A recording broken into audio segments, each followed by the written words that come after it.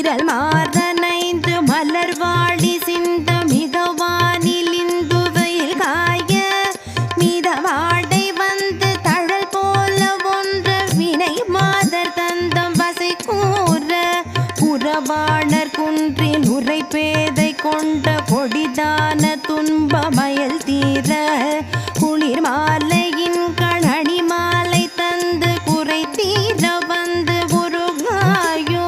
மரிமானுகந்த இறையோன் மகிழ்ந்து வழிபாடு தந்த மதியாள